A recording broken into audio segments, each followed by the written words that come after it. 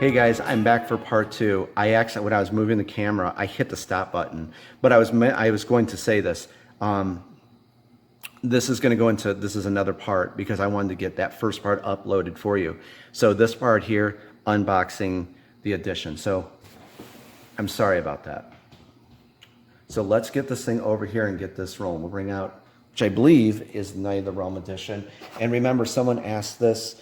All the game boxes are the same, okay? But I came up with this like color code system, and there's going to be some type of colored sticker. I actually designed these, and they were going to be smaller, and then stuck on the box. So blue is like your Knight of the Realm edition, green is Crusader of the Realm edition, and then red is Master of the Realm edition. So we are going to have some kind of sticker system for the workers when they pack everything, so they can just identify what's what. Because I do not want these games mixed up at all. Okay, these are heavy. And here we go. Judging after what we just saw in the other video, I think that this is going to look awesome. And then we're going to go into the back there, and as I was saying yesterday, I did the graphic design for the back. That's how that kind of looks. Get all your stuff down. Whoops, stuff down there. So I had like heroes on one side and then monsters on the other. Okay, so let me reset that. I don't want to hit that thing again.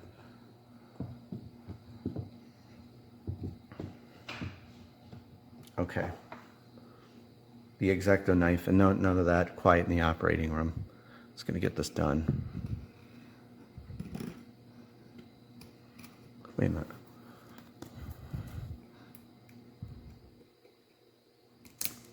Again, I hope you're enjoying this segment of the unboxing series. I was a little long with the add-ons, but I think you enjoyed seeing all that. I know I did.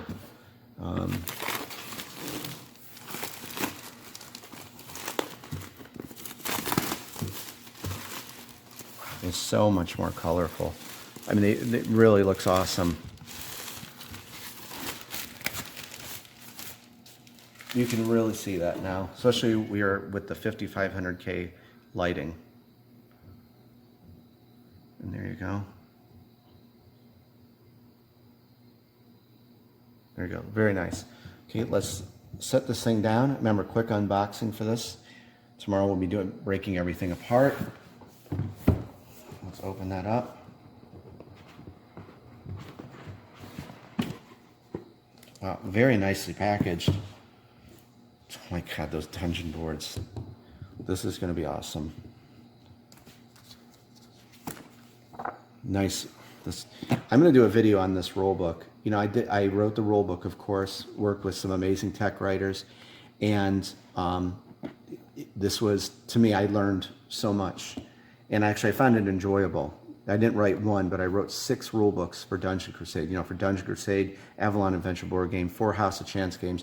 I got very acclimated to writing a rule book. You got some quick reference stuff on the back, I thought. But I love doing the graphic design. I mean, of course, I took the art assets, but I really enjoyed doing, look at that.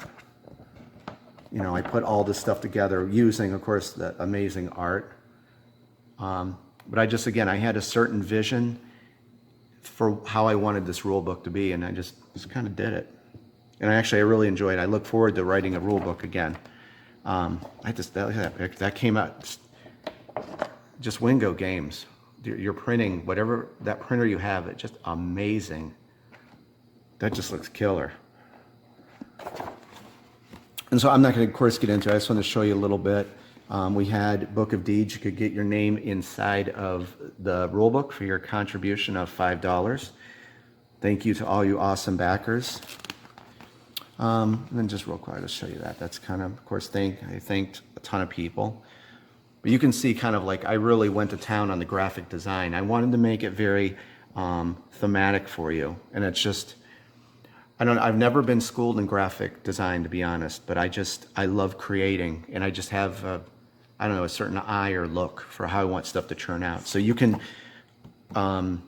this is a very unique game, so call it for unique rule book. So you're gonna, I think, enjoy how this is laid out. Tons of stuff to keep you interested while you're reading. First half is over Dungeon Crusade. Learn that first. Then you learn other little parts of the game. We're going to go over all this on Friday. But anyway, the print quality is just, I think it's only getting better. There's the scenario book. Just amazing.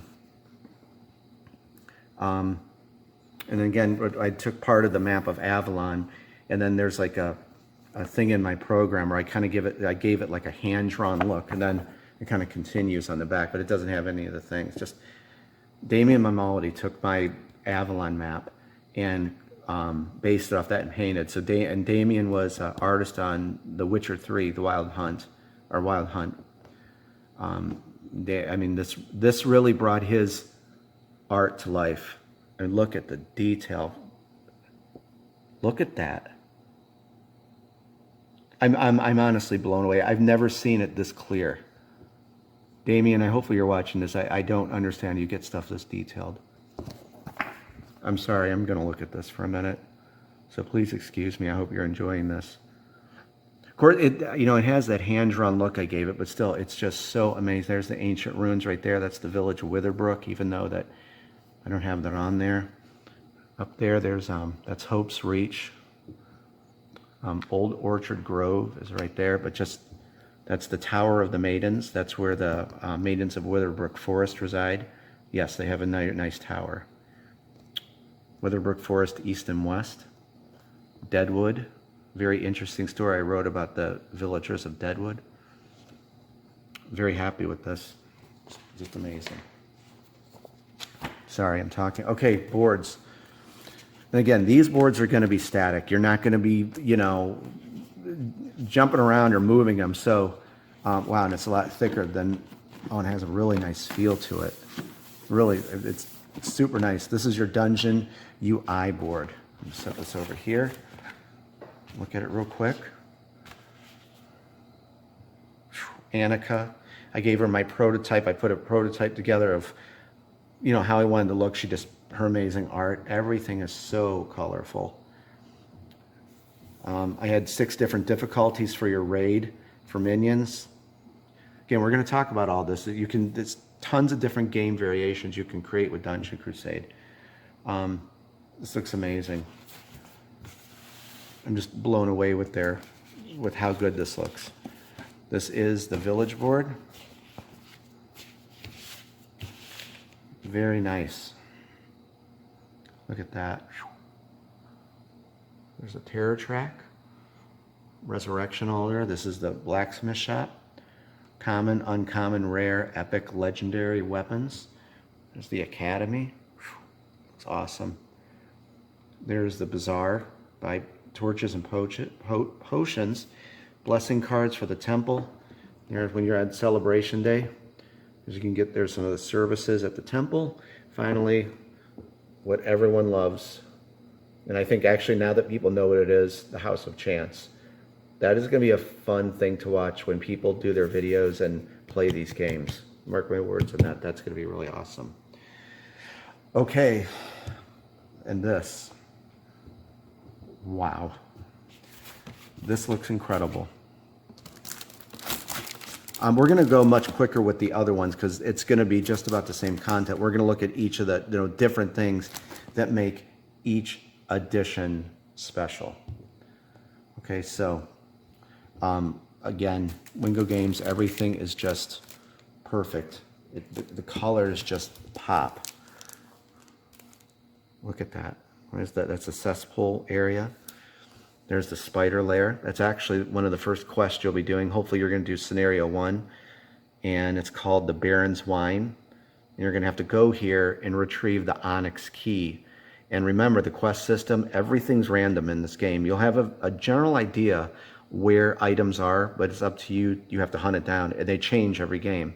So that's the spider lair. So for the first quest, you got to find the key. It's kind of like a tutorial quest. When you find the key, you have to get the Baron's Wine, and it is down, it's not on here, but it's a place called the Ancient Depths. And you need the key to open the door. There's a whole key system in Dungeon Crusade with different keys. You got to open up dungeon doors. no, you cannot bash doors, you can't break them down. So you don't worry about all that. And then let's see what's on the back. Oh my God. The Tomb of Kaladar. Damien. And I told him when we talked about this, I did the blueprint for it. I said, go ultra detailed. I think that's pretty ultra detailed. And I told him, do me a favor, hide 5 dice. Kind of like, I don't know if you know this, but Hero Quest, there's some dice, there's a pair of dice hidden. So in a tip of that hat to that game, and I think I found 2. I can't even remember how many I found, but somewhere on the Tomb of Kaladar, you know, 'cause this is 3 by 2 feet, there's 5 dice that are hidden. So see if you can find them. That's one of the environmental hazards right there, is the Black Rock Viper Pit. Your hero has to test agility to go across those beams. And you know what happens if they fail? They're going to get bit. You have to roll a D3 for health and essence lost. Look at that. Damien, my melody, you're insane. I mean that as a high compliment. Look at that. Oh my God. Sorcery room.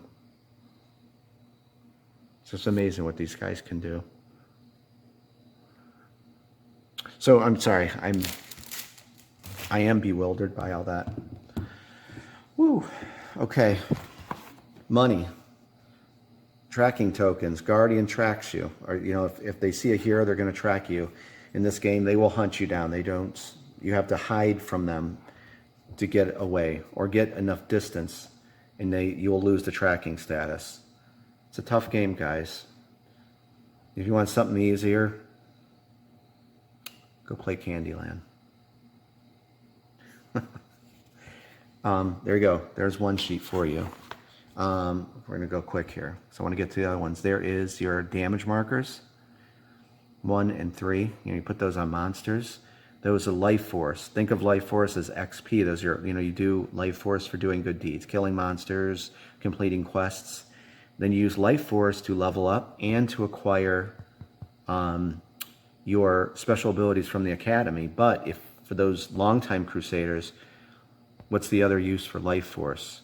Underworld artifacts, black level weapons, the most evil and deadly weapons in the game. You have to feed underworld artifacts life force to be able to power it up, and they do hellacious damage. However, you got to roll the fate die. If on a fail, your hero's soul's consumed. We're not even going to get into that right now. We'll talk about it on Friday if we're going to do that. And here is, I'm going to keep everything intact, Tower Attack. This is the comes standard in all editions. Damien, my melody again. I worked with him and we were going, of course, for a retro design for all the House of Chance games. So this was my tip of the hat to Dark Tower, which I loved playing growing up. So paying homage to that. My thought was to have this evil skeleton army that took over the tower, and the Avalon Valiant army is trying to take it back. So you got to ascend up the tower. It's like a dice, like a luck pushing game. You roll dice. If you get to the top of the level 8, 2,000 gold payout. House of Chance game. Miniatures are looking absolutely stunning. Look at that. Freddie Lopez's work. And actually Joseph Arnold. Joseph, I hope you're doing good. That's like Freddie's thing, skeletal grunts. Joseph did the sketching for the Orc Archer. Freddie colored that. There's a Shadow Servant. So that's what the Queen of the Black Hand can summon. There's a Wraith. Freddie designed that. Goblin Spearman. Joseph, thank you. Sketched that. Freddie did the colors on that. Whoops, not coming into focus. And here's some of the Guardians here. That's Lord Blackhand. We're talking. And I just had this, when I gave it to Freddie, I said, design doc real quick. I said, massive tower shield, blue mist coming out. That has to do with one of his special abilities as he's leveling up. And I said, I picture him with like a cape and like a helmet over his, like that. And then that weapon there, this is something, here's a surprise for you. That's called I call it the Trinity of Anguish. It's like a flail. It's got chains with these skulls on the end with spikes. It's a real family-friendly weapon. But that's actually one of the fabled gear in the game. You can actually wield Lord Blackhand's weapon, and it does a lot of damage. And at level 4, when he swings that could possibly kill a hero if everything hits. That's all I'll say.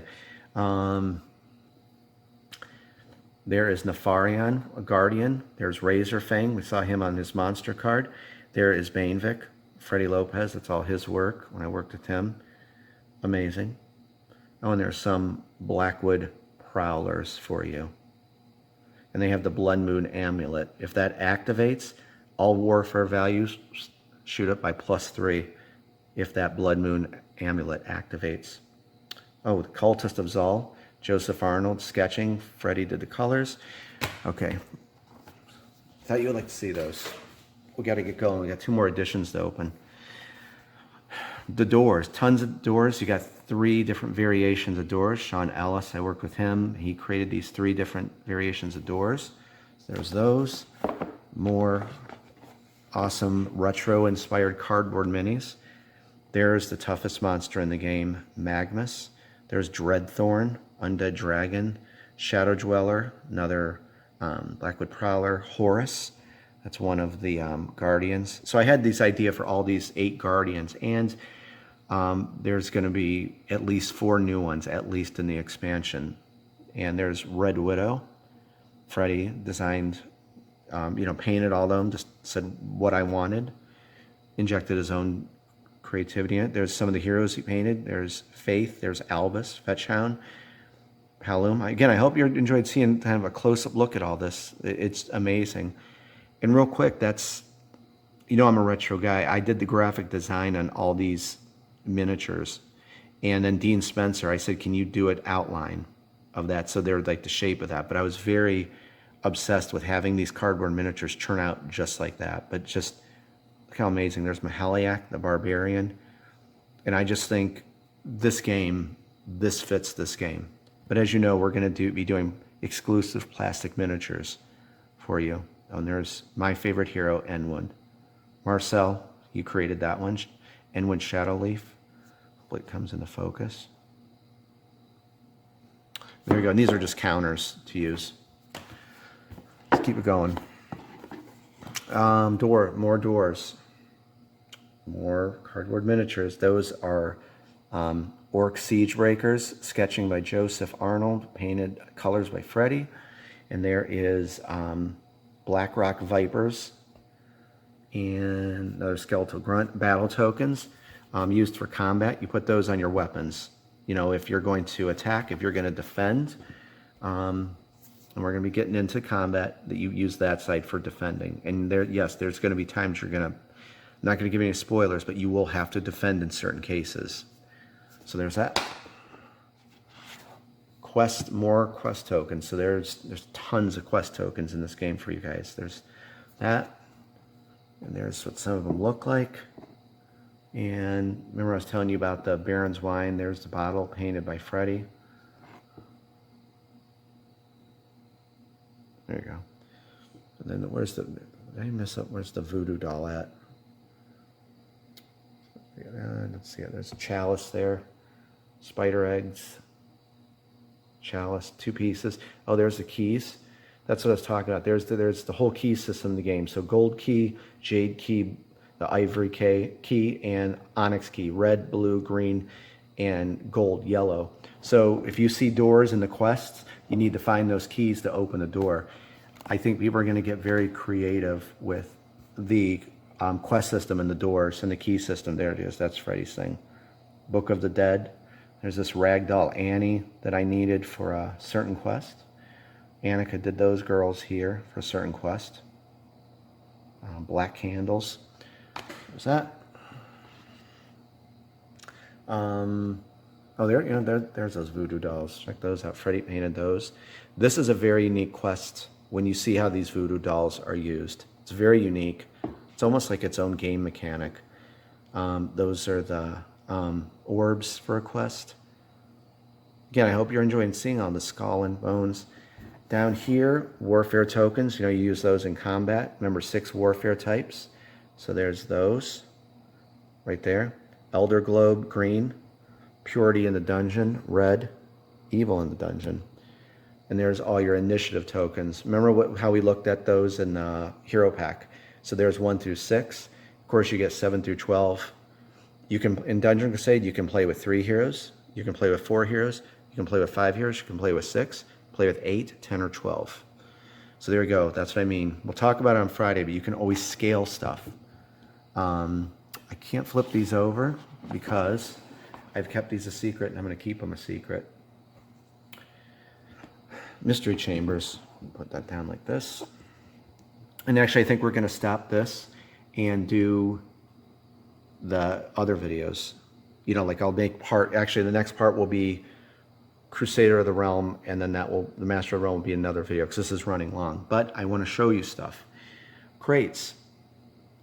I wanted a crate system in the game. You ever play Diablo and you break open barrels and crates? Wanted to have that in the game also. So every game there's these crates. I'm not going to tell you what's in them. Could be something good, might be something bad. Mystery chambers. 2 or 3 mystery chambers show up per dungeon. I've never revealed what happens. You'll have to go in there. Maybe a legendary hero will give you a tavern task to venture into one. These are the locked, that's for the secret rooms there. I don't want to flip it over because I'm not going to spoil that. And I can show you that. That's cool. Those are elderberry juice tokens. That is a celebration day gift. So put that there. This over here. Like so. And we got to hurry this one up. This is, okay, here's all your tokens. Those are your quest book tokens. Remember, you put those on the quest tables as you complete. There's main quest, side quest, and kill the guardians quest. And I remember that, oh crap, I popped one out. And then when you clear a quest, you flip the book over. See how it's a closed book? So I came up with that design. That's because, you know, open book, that means you have a quest to complete. Once you complete it, flipped it over, you got a closed book. There's all your potions, tons of potions in this game. So there's healing potions, elixir, that cures afflictions. Ochre juice will give you 6 essence back. Healing gives you 6 health back. And there's torches. And yeah, there's a unlit side, and then when you light it, you flip it over. And there you go. And secret tokens. What you wonder about that one? Okay. You know, there's a lot of stuff in here. Almost done with these. Still, tons more though. Treasure chest tokens. Every game there's 10 treasure chests. You draw it when your hero lands on one, you could decide to open it or not. It's the ultimate in risk and reward, and I emphasize risk and reward with a sinister laugh. There's your mining tokens. Raid, when a minion converts into a raiding minion, you're going to put one of those things on them. Other set of tracking tokens. Webbed, shadow dwellers can web your hero. Not good, because that means if they're raiding, a shadow dweller's minion, if it webs your hero, it has a good chance of escaping the dungeon, thus raising the terror track. Secret room tokens, mystery chamber. Oh, these are master tokens. They're double-sided. And we'll get into that when that's during setup. So that's that.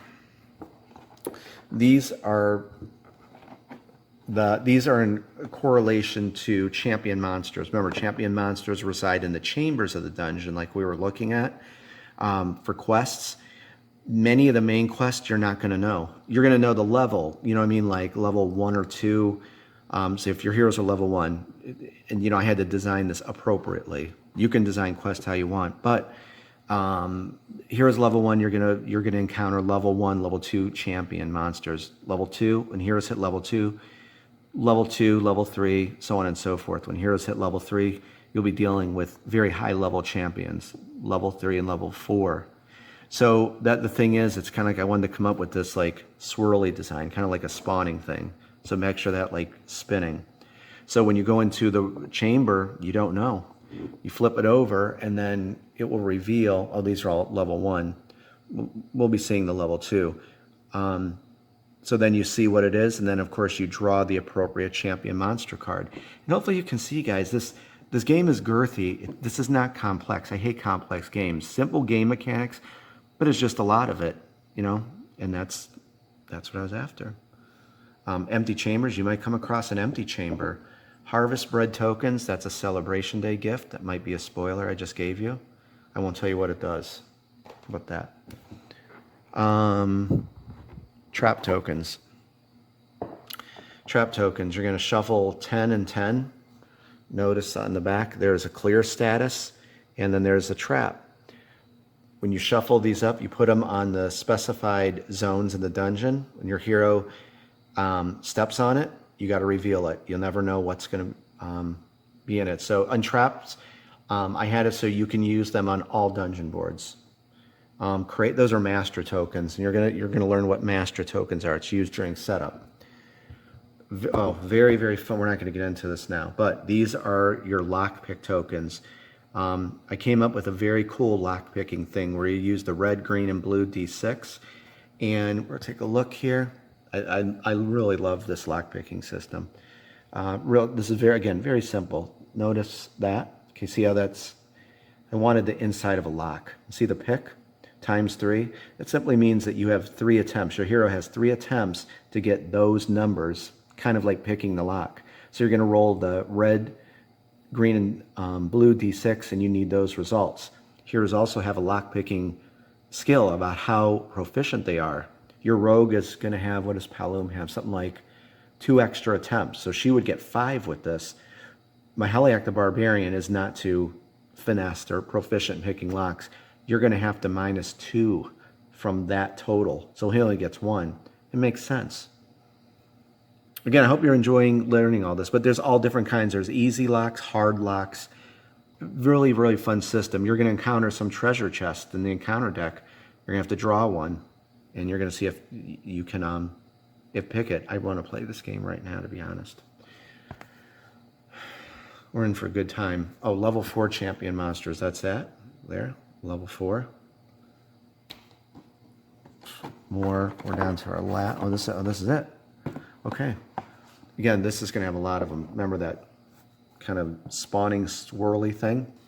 And this is your level 2 monsters. Oh, one's that side. It's a big deal.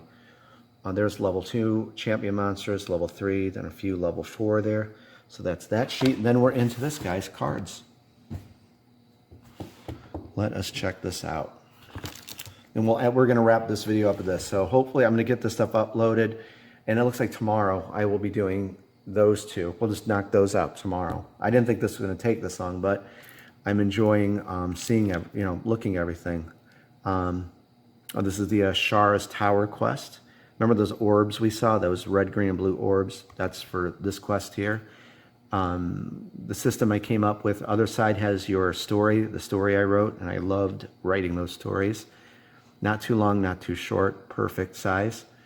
Flip it over, tells you the simple talk, what your objective is, and this is how to set up your quest. And then there's the gold, what you get, there's the life force, and the difficulty. Very cool. And then the Guardian deck. Affliction. Yep, there's your affliction cards, all nicely wrapped. There is the mining cards for you. There's a piece of obsidian. Again, we'll get into all the unboxing stuff when we're doing that. Let's keep going. There is more mining cards, tons of mining stuff. There's a piece of ruby stone. Celebration Day cards. And you know what? Secret room cards are in here. There's secret rooms also in Dungeon Crusade. If that isn't enough, yeah, there's secret rooms. And that's where you got to pick the lock to get into a secret room. And then you could find a treasure room or a desolate chamber. If it sounds like there's a lot in Dungeon Crusade, yeah, there is, and I love it. And I think you're going to love it. Again, Wingo Games, amazing. Celebration Day gift cards. So you're somewhere in here. We'll see tomorrow or whenever we open it. There's secret room cards in here. And Dean Spencer, he did the design of those. Amazing. Everyone's favorite fetch hound, Albus. He can, of course, he levels up. There's his level 1. I did write his backstory, so you can enjoy reading about fetch hounds in Avalon. And Albus was born in the village of Towel. Hopefully that comes into focus. Nope, not today. Well, anyway, that's the village of Towel right there. Nice backstory about him. And he can level up. You send Albus to the village to get potions. This is his speed. It means he can. You roll a d6. He can. You can add 6 to a d6. And real quick, I'm going to talk about this more. Why did I have this for the heroes and Albus? Because to me, when you're rolling a die, that like simulates if there's rough terrain, if it's clear, if it's cluttered. You know, that's what that means to me, and I think it's appropriate for this game. And that's the way I really wanted it, and the way I wanted it designed. Right here, that is how much he can carry, like items, how much stuff that he can carry. He can carry that many potions, he can carry that many, like a sword, a shield, whatever. And then that's the maximum gold that he can carry. Takes 5 to level Albus up, and you can level him up anytime you want. You don't have to wait for Celebration Day. And of course, level 2 and level 3. When Albus hits level 3, I mean, he can fly. I mean, you roll a d10 plus he has 10 movement, so he can make it to the village. He can carry tons of potions. He can carry tons of items. So there you go, Albus. I love dogs, and so they're a part of Avalon and Dungeon Crusade. Again, I hope you're enjoying this. I didn't think it was going to take this long, but I'm really enjoying hanging out with you guys. Perfect. Look at that. Hero cards. Again, Wingo, it's just amazing. Print quality is incredible. I wanted to have like a sliding system. So you have a clip up here, that's the hero's health. Kind of like a nod to, like the paper and pen RPGs. I have just like a simple like white circle there, like it was circled. You're gonna put your clip on there, that's starting health. They can never exceed their starting health. This is level 1, heroes can level up to level 3. Right here it says her starting weapon is a hunting bow. And when Shadowleaf says she's an archer, we're not going to get into class rating. This has to do with the target priority on monsters. I was very particular about creating awesome AI, so it would challenge you. I'm a diehard soloist gamer. Groovis Games Unlimited is about creating solo games and co-op games for people. We won't be doing like competitive or versus games. We're diehard solo here. Level 1, so we're going to get into what class rating is, but basically heroes, the monsters and creatures are programmed to go after the heroes they can do the most damage to. You're welcome. Attributes there, strength and wisdom and willpower, agility, that's their speed. So anyone can move +3 with a roll of a d6. Again, that simulates if that d6 is like if it's a smooth